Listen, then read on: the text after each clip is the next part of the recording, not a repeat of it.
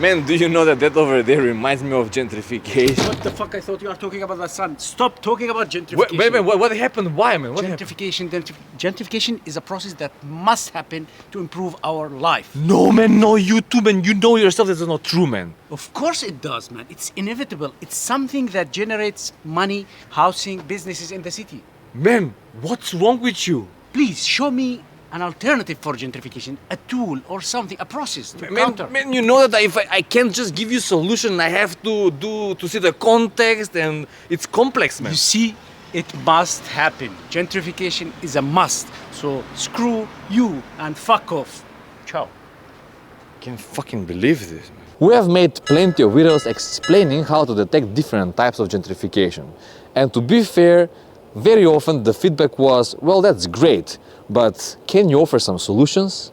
Well, even though we strongly believe that the way towards solution is actually learning how to detect the problem in a very precise way, we agree that offering ideas and proposals for solution can share positive light of optimism to different type of urban issues that seem to be inevitable.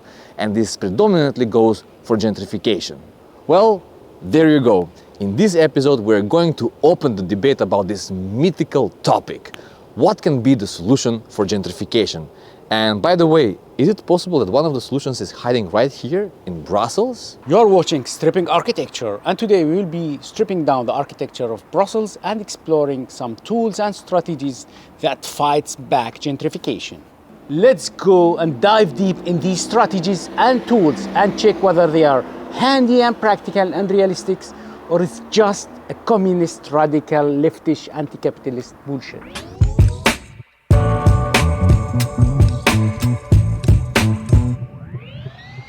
Well, before we go forward, we'd like to make a quick note that whenever we talk about urban issues, instead of talking about solutions, we should be talking about instruments, tools, and strategies that can help us reach those solutions. Why?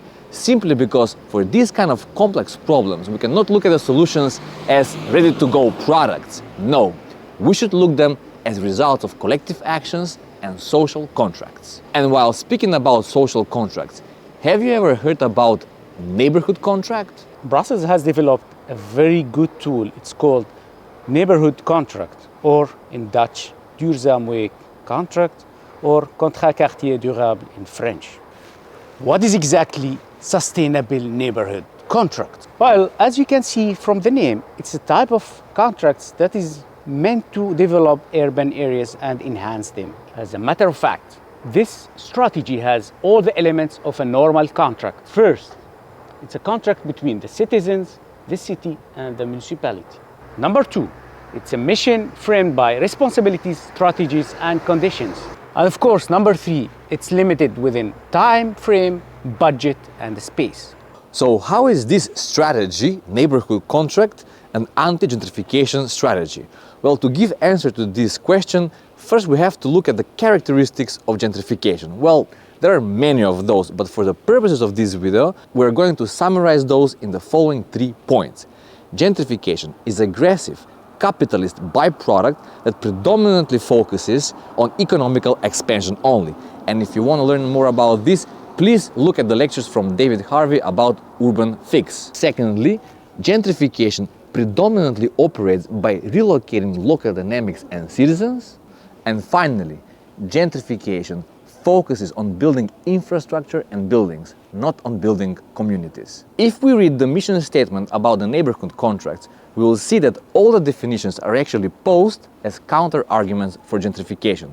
Like, for example, many vulnerable Brussels neighborhoods are in need to improve the quality of life of the inhabitants, including housing, public space, facilities, economic activity, and a better living environment.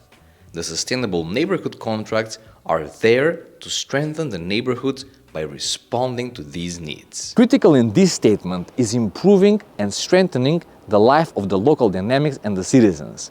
Very important detail is the word neighborhood. Why? Because it focuses to the citizens and to their life into their urban environment, not to the infrastructure. Gentrification, in general, focuses majorly and predominantly to the infrastructure as a central topic, while the neighborhoods are left as a marginal subject. Let's see what are the priorities of this interesting neighborhood contract strategy. The priorities and the spirit of this strategy is neighborhood strengthening. The projects carried out under sustainable neighborhood contracts are mainly structured to respond to key needs in terms of buildings or renovating housing, redevelopment of public spaces, improving the living environment, creating neighborhood infrastructure, and strengthening social life within neighborhoods. They also support certain economic or commercial activities.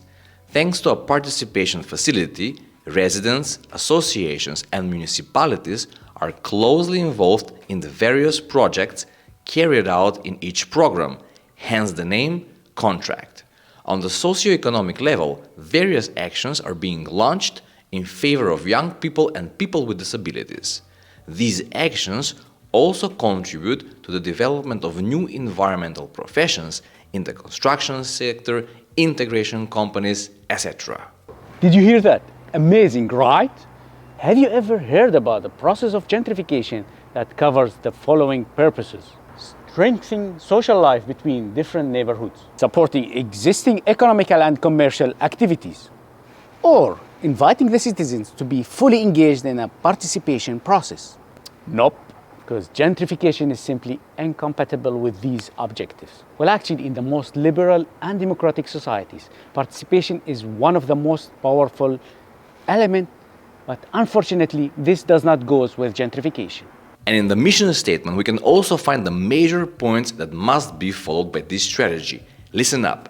Construction of housing primarily intended for low and medium incomes, compliance with the criteria for ecological construction, creating passive standards for new construction and low energy standards for renovations, adaptation of certain housing to the specific needs of people with disabilities, prioritizing facilities and infrastructure for children and young people, at least one new childcare structure in each program, development, extension of redevelopment of playgrounds and recreational areas, improving the friendliness and accessibility of public spaces, prioritizing active modes of transport, creating pedestrian zones, etc., creating new green spaces, better accessibility for people with reduced mobility, supporting socio-professional integration and training of job seekers, raising awareness among residents about energy saving and respect to the environment, extra school support or homework schools, prevention of difficulties related to adolescence, improvement of social cohesion, improvement of public cleanliness, productive economic and commercial spaces.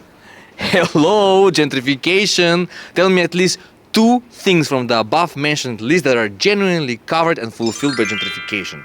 None.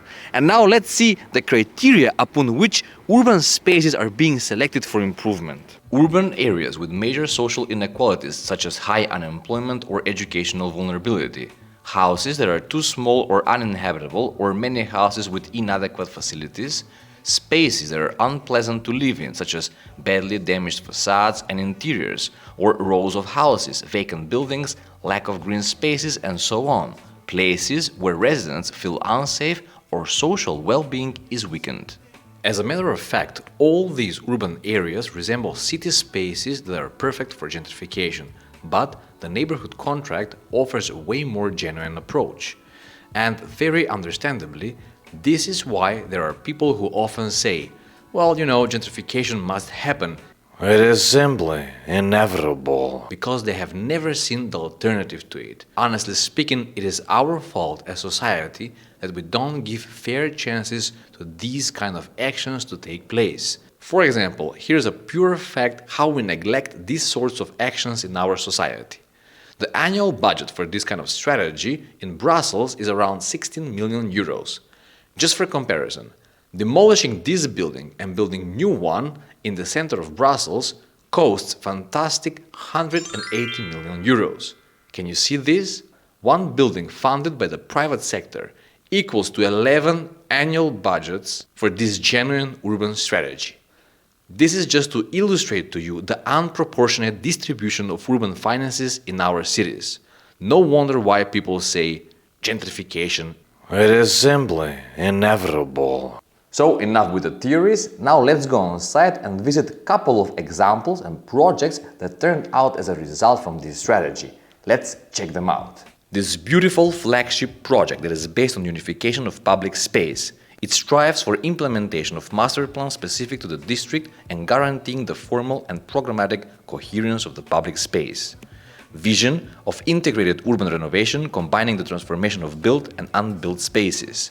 Development of an urban plan with purpose of neighborhood with an identity. Dealing with challenges such as difficult-to-read signage, little conviviality and play space, significant pressure from cars, and profiles poorly adapted to people with reduced mobility. The new project sends an invitation for a dialogue to the neighborhood. It is controllable at night and open during the day. It develops different kinds of activities that binds the neighbors. It has open workshop as atelier, community space, social restaurant, and art center. Important objective is to provide local services aimed to the residents of Brussels housing and the integration of the building base into its environment. This project hosts collective activities open to the redeveloped public space. More specifically, the intervention on this ground floor includes different entrance halls, a social economy restaurant, 2 social premises, scout unit premises, 2 multi-purpose premises for the neighborhood, construction of an open workshop, and adaptation of access to the car park. The open workshop extends over 3 levels, including one on the mezzanine. The green roof of the workshop is also accessible from a landing of the emergency staircase on the south facade of the main wing. And this is another neighborhood contract that spreads around different fragments of one neighborhood.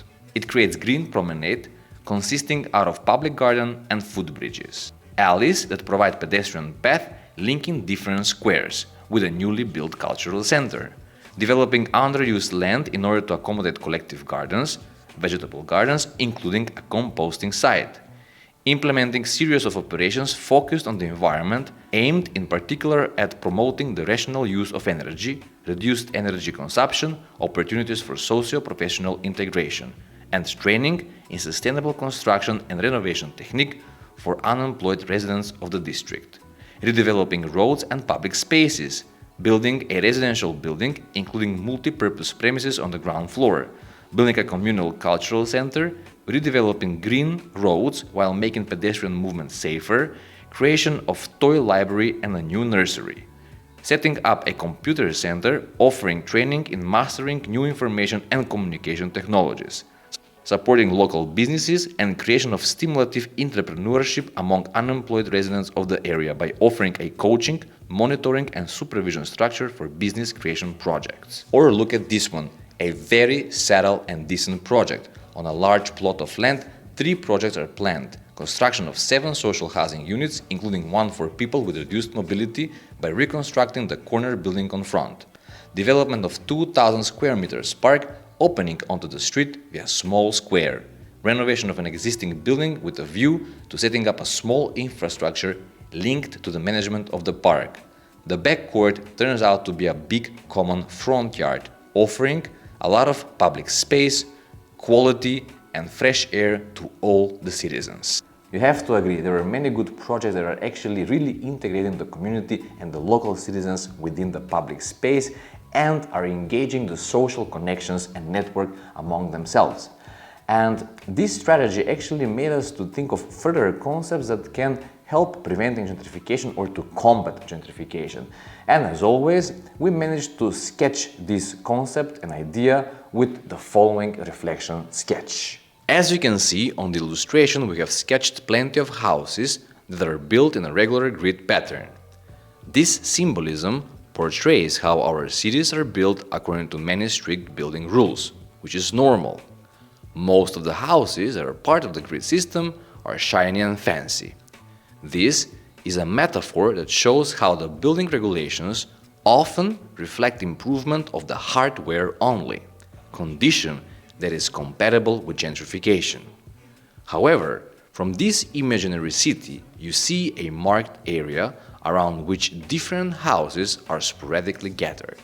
As you can see, these houses are a bit neglected and they have left their original spot from the grid system. They're gathered in a circle, which is a metaphor for meeting, conversation and contract. These houses are personification of the local people who stepped out from the rigid system and are trying to rethink their own neighborhood. Rules are great, but they often work better for the powerful ones, and therefore, certain areas should be released from these rules with the purpose of strengthening citizens' positions. Our point is that we should be able to loosen up regulations based on contracts with the goals of achieving higher socio-economical values.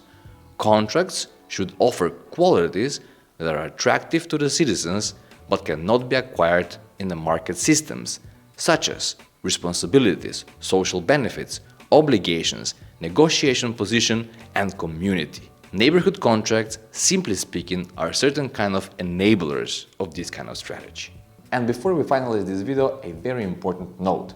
As we mentioned in the beginning, this strategy, neighborhood contract, it is actually a tool. And just like with any other tool, it can be misused or abused if it's in control of wrong hands or with bad intentions.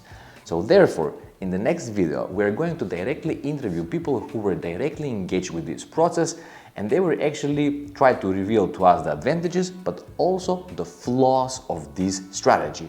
And we will try to investigate these flaws and these bad, weak points with the purpose of improving this strategy and making it better for the future. So stay tuned till the next video, a lot of values will be revealed there. And as always, subscribe, share, comment. Please feel free to order our book on the link in the description, a lot of value inside. And you can also subscribe to our Patreon to get access to all of our reflection sketches. You will enjoy them. Follow the next videos, and till the next time, stay tuned.